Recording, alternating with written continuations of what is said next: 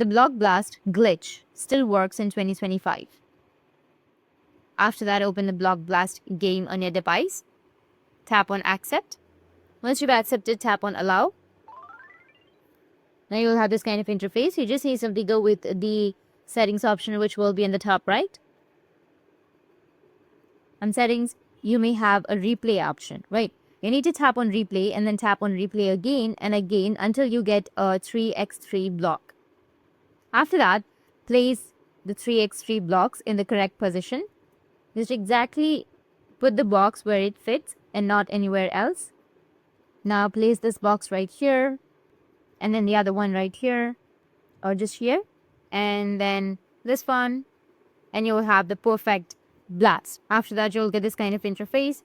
You need to again place it exactly where it needs to be, and in this way you'll be able to adjust the blocks or place it in the correct position as well.